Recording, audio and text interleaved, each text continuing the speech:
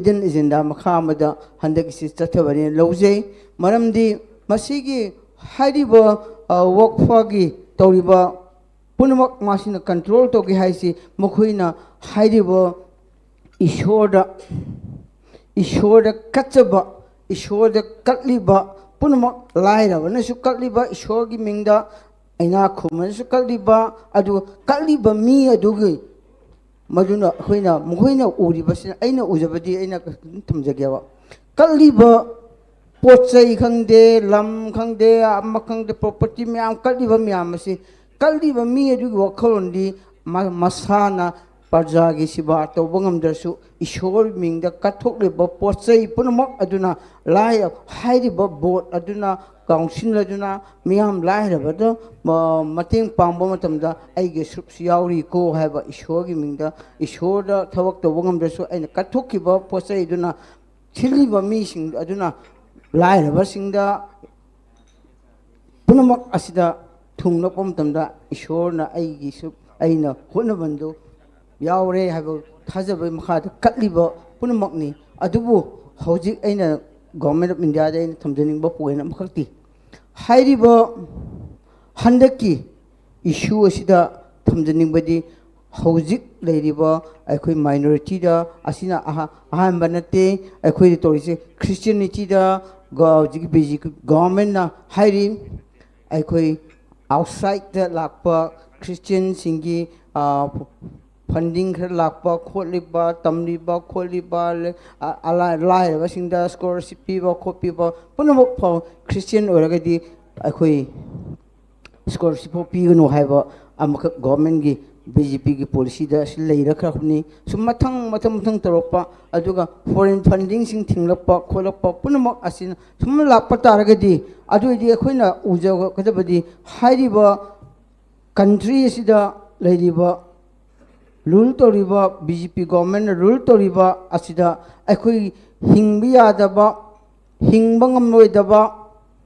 BJP asina rule toba state asida akhoi Hindu khaki wakhalonda Hindu na rona namna rona Hindu sini pakhada dom lehenning bigi wakhalonda ado lo punamak chu mokhoi gi khakti oiba ado minority gi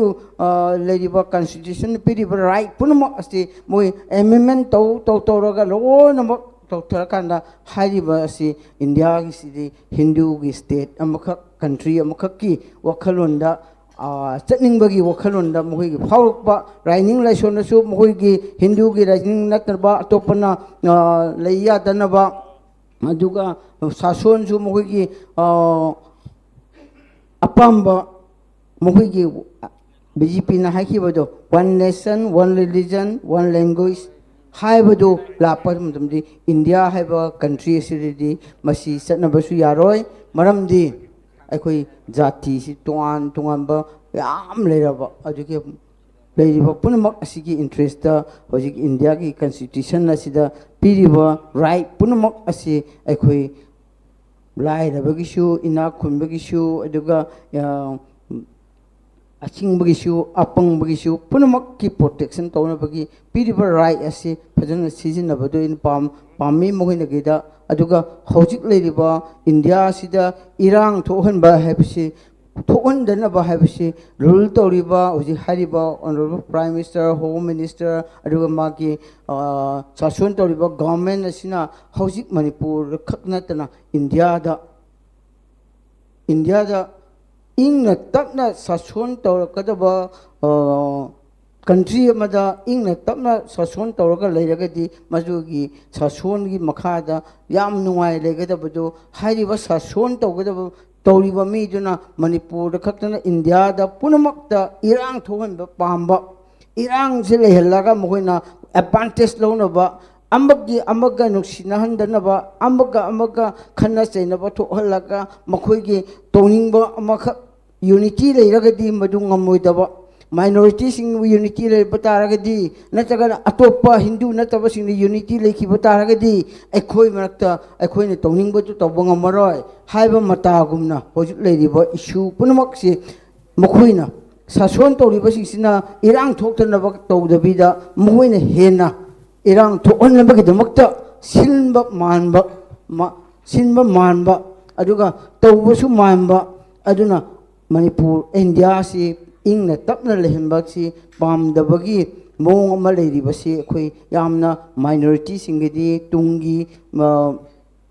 tungda lakadoriba punamak asi akhoi gi asoiba awaba punamak asi akhoi leiriba constitution de hi breakdown torokpa constitution da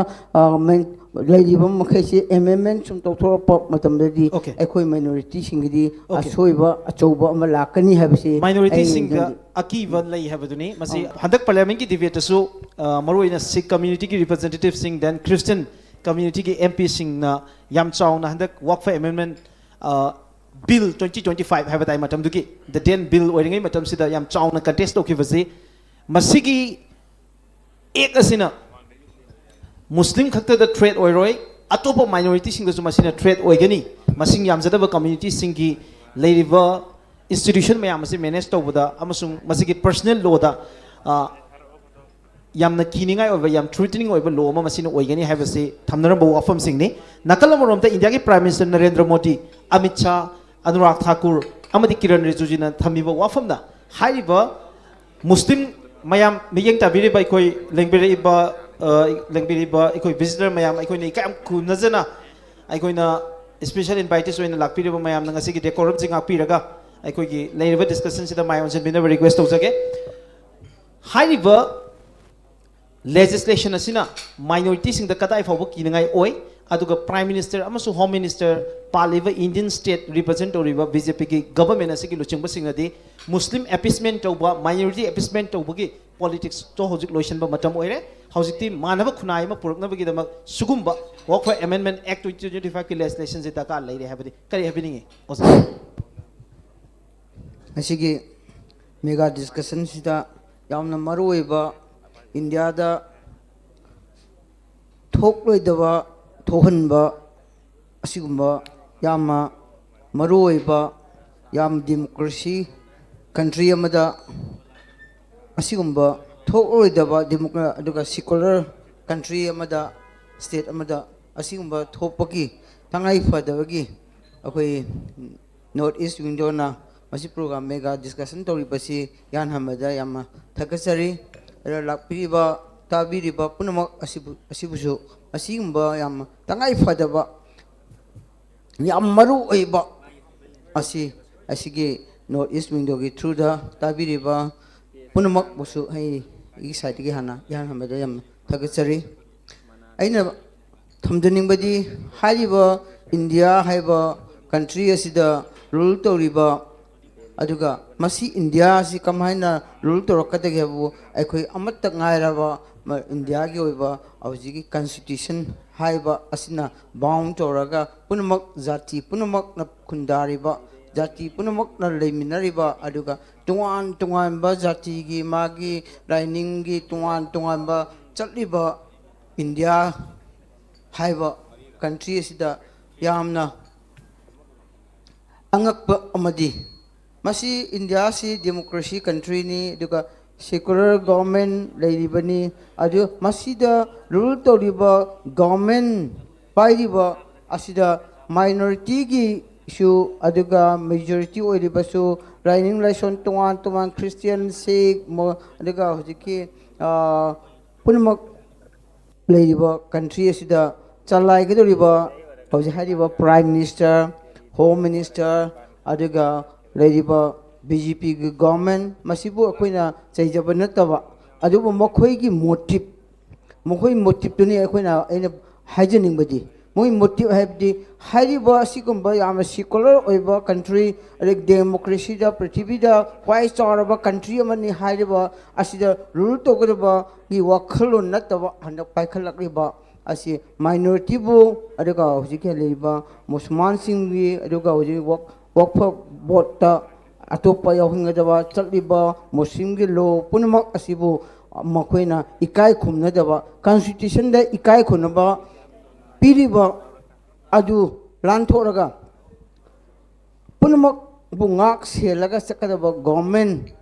hoji pariba government asigi makhada hojiki minority singbu yamna tangay fadana yengsingadaba aduga atopa lining lason chaliba punamak adubu handana yengba government gi side ta tawrakpa thabak amane na khoi lawdaba yaroi masi kaiginobu akhoi khwaidigi hindu gi makhada hindu gi matungda yamna chawraba chaliba hojiki musulman gi hojiki lo makak leiba adubu namtharagadi atopa hojik sikh leiba christian leiba atopa minority sing leiba lining laison asidi yam laina mokoina namthabi yabagi hidden agenda makha amada handaki si chathabani lojei maramdi masigi hariba workfagi tawriba punamak masina control togi haisi mokoina hariba ishorda kachaba ishorda katliba punamak lairaba nasu katliba ishorgi mingda aina khumansu katliba adu katliba mi adugi maduna khoina mokoina uribasina aina ujabadi aina thamjageba katliba pochai khangde lam khangde amma khangde property myam katliba myam asi kalliba mi adugi wakhallondi masana parjagi siba tawbangam darsu ishor mingda kathokliba pochai punamak aduna lai hairiba board aduna council aduna miyam lairabada mateng pangba matamda aige subsi yauri ko haiba ishorgi mingda ishorda thawak tawbangam darsu aina kathokiba pochai aduna thiliba mi sing aduna lairaba singda punamak asida thungnakpa matamda ishorna aigi sub aina honabandu yaure haiba thajaba makhada katliba punamakni adubu hojik aina government of india da aina thamjaningba poina makhakti hairiba handaki issue asida thamjaningbadi hojik leiriba aikhoi minority da asina ahamba nate aikhoi torise christianity da hojik basic government na hairi aikhoi outside the lakpa christian singi funding khar lakpa kholiba tamliba kholiba ala lai singda scholarship piba khopiba punamok pho christian oragadi akhoi scholarship pigano haiba amak government gi bjp gi policy da silai rakhni sumathang taropa aduga foreign funding sing thinglakpa kholakpa punamok asin sum lakpa taragadi aduidi akhoina ujaga kadabadi hairiba country sida leiriba rule toriba bjp government rule toriba asida akhoi hingbi yadaba hingbangam loidaba bjp asina rule toba state asida akhoi hindu khaki wakhalonda hindu na rona namna lonamak hindu sini pakhada lom lehenningbagi wakhalonda ado lo punamak chu mokhoi gi khakti oiba ado minority gi leriba constitution piriba right punamak asti moi amendment to raga lonamak tokthara hariba asi india gi sidi hindu gi state amakha country amakha ki wakhalonda chatningbagi wakhalonda mohoigi phawrukpa raining laisonnasu mohoigi hindu gi raining natarba atopana leiya danaba aduga sason su mohoigi apamba mohoigi bjp na haikibado one nation one religion one language haibado lapa matamdi india haiba country asidi masi chatnabasu yaroi maramdi akhoi jati si tongan ba yam leiraba aduke leiriba punamak asigi interest da hojik india ki constitution asida piriba right punamak asi akhoi lairaba gisu ina khunba gisu aduga aching issue apang issue punamak ki protection tawna bagi piriba right asi phajana season abado in pami mohina gida aduga hojik leiriba india sida irang thohanba habisi thohandana ba habisi rule tawriba hoji hariba honorable prime minister home minister aduga magi sason tawriba government asina hojik manipur khaknatana india da ingna tapna sason tawrakadaba country amada ingna tapna sason tawraga leiragadi majugi sason gi makhada yam nuai legadabadu hairiba sason tawgadaba तौरीबा मीदुना मणिपुर खक्तना India दा पुनमक्ता इरांग थोहनबा पांबा इरांग से लेहल्लागा मखोइना एडवांटेज लौनबा अमगी अमगा नुक्सिनहंदनबा अमगा खन्ना चैनबा थोहल्लागा मखोइगे तौनिंगबा अमख यूनिटी लेरगदी मदु ngमोइदबा माइनॉरिटी सिंग यूनिटी ले बतारगदी नतगन अतोपा हिंदू नतब सिंग यूनिटी लेखि बतारगदी अखोइ मरक्ता अखोइने तौनिंगबतु तौबंग मरोय हाइबा मतागुमना होजिक लेरिबा इशू पुनमक से मखोइना सासोन तौरिबा सिंसिना इरांग थोक्तनबा तौदबिदा मखोइने हेना इरांग थोहनबगिदमक्ता सिनबा मानबा अदुगा तौबसु मानबा अदुना मणिपुर इंडिया से इंगना तपना लेहनबासी पामदबगी मोंग अमा लेरिबसी अखोइ यामना माइनॉरिटी सिंगदी तुंगी तुंगदा लाकदोरिबा पुनमक असे अखोइगी असोइबा अवाबा पुनमक असे अखोइ लेरिबा कॉन्स्टिट्यूशन दहि ब्रेक डाउन तोरपा कॉन्स्टिट्यूशन दा लेरिबा मखैसे एमेंडमेंट सुम तौथोरपा मतमददी अखोइ माइनॉरिटी सिंगदी असोइबा अचौबा अमा लाकनी हाबसे माइनॉरिटी सिंग अकीबा लई हाबदुनी मसी अतोप तोपा अखोइगी माइनॉरिटी कम्युनिटी सिंग दसु मसी थेंगनरकनी हाबगे अकीबा दु चाउना लई हाबिबनी थागचरी मथंग से अमुको के प्रेसिडेंट लाक्स